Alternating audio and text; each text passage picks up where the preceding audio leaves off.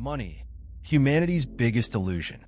If I asked you the question, what is man's greatest invention? What would your answer be? There's a lot of options. Would it be fire because it gives us warmth, protection, and the ability to cook our meals?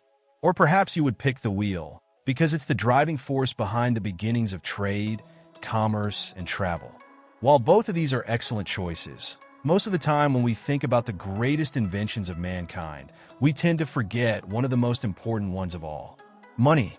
But unlike man's other great inventions, money is immaterial. Maybe that's why we don't often think of it in the same breath as some of the other great inventions. Things like fire and the wheel are tangible, but not money. Money is merely an idea, an illusion whose value is non-existent, only determined by the importance we place on it. Or at least money as we know it today.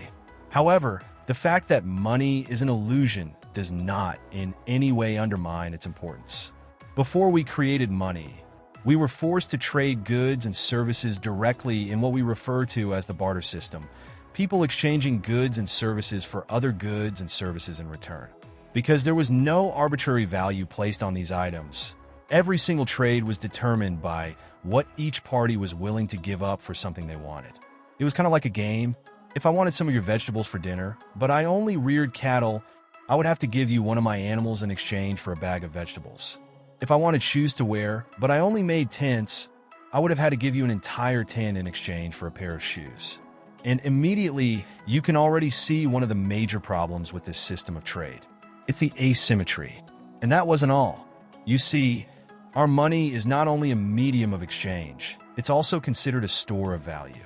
And before the invention of money, some people could never store their wealth for no fault of their own. Think about the farmer who sells tomatoes and the man who makes tents.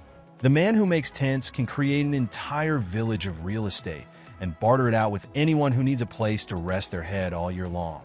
And he would probably cash out on that. But the farmer who sells tomatoes can only barter when tomatoes are in season. And because tomatoes are perishable goods, he cannot keep them for a long period of time. So although he would be putting in the same effort into his business as the tent maker, there's absolutely no way for him to remain wealthy all year long. There's also the problem of having something that only very few people want.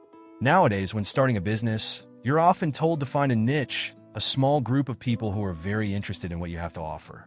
Before money was a thing, that advice would have you left with nothing worth bartering. The people who had the most were those who owned things that everyone wanted.